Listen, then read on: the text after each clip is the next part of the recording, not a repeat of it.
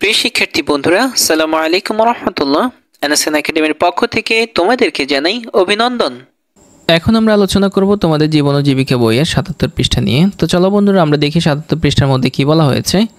তো আমরা এখানে দেখতে পাচ্ছি যে এখানে একদম টপে বলা হয়েছে সঞ্চয় থেকে স্বপ্ন পূরণ, মানে হচ্ছে সঞ্চয় করার পর তুমি ওই টাকা দিয়ে স্বপ্ন পূরণ করতে পারবে এমন কিছু।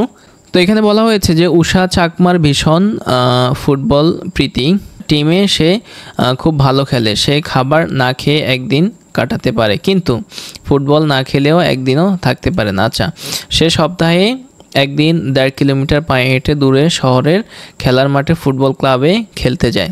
বাড়িতে খেলার জন্য তার কোনো ফুটবল নেই কোনো খেলার বুট কিংবা নি প্যাড। খেলতে গিয়ে প্রায় ব্যথা পেয়ে বাড়িতে ফিরে ব্যথা নিয়ে সে রাত জাগে, পড়ালেখা করে এবং সকালে উঠে স্কুলের পথে যাত্রা করে। স্কুলও খুব কাছে নয়, সেই পাহাড়ের উপর।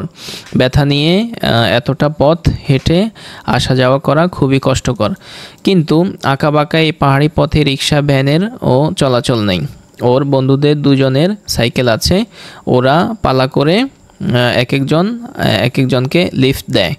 একদিন উষা ওর বন্ধু রনির সঙ্গে সাইকেলে যেতে যেতে জানতে চাইল তার সাইকেল কেনার বৃত্তান্ত। ওর গল্প শুনে উষা খুব অনুপ্রাণিত হলো এবং সে ঠিক করলো রনির মতো আর্থিক ডায়েরি অনুসরণ করে অর্থ সঞ্চয় করবে এবং তার স্বপ্নের ফুটবল বুট আর ফুটবল খেলার সামগ্রী কেনার জন্য একটি আর্থিক পরিকল্পনা শুরু করবে। যেই ভাবা সেই কাজ। উষা টাকা জমাতে লাগলো ব্যাংকে। বছর না ঘুরতেই তার জমানো টাকায় সে কিনে ফেললো তার মনের খিদে মেটানো সামগ্রীগুলো। উষার খুশি আর ধরে না, কি যে আনন্দ লাগতেছে তার।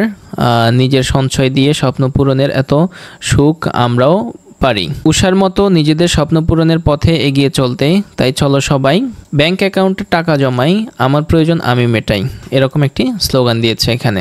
আচ্ছা, এরপর হচ্ছে যে আমরা এখানে দেখতে পাচ্ছি যে এখানে একটি চক দিয়েছে। তো মোটামুটি হচ্ছে যে আমাদের ৭৭ পৃষ্ঠার মধ্যে এই চকটি ফিল আপ করাটাই হচ্ছে যে আমাদের কাজ।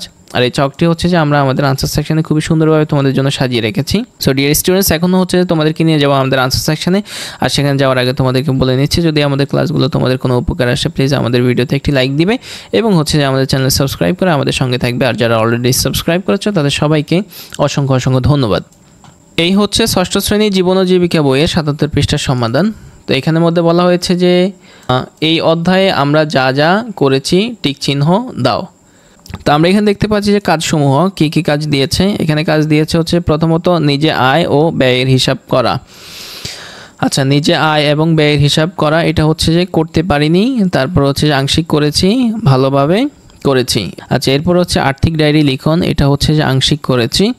এরপর হচ্ছে আত্মজিজ্ঞাসার মাধ্যমে নিজের বদঅভ্যাস ও বিলাসিতা চিহ্নিত করা, এটা হচ্ছে যে ভালোভাবে করেছি। এরপর হচ্ছে সঞ্চয় সংরক্ষণের উপায় অনুসন্ধান বিষয়ক দলগত কাজে অংশগ্রহণ, এটা হচ্ছে আংশিক করেছি। এরপরে শপিং গেমের মাধ্যমে সঞ্চয় অনুশীলন, এটা হচ্ছে যে আমরা কি করিনি, করতে পারিনি।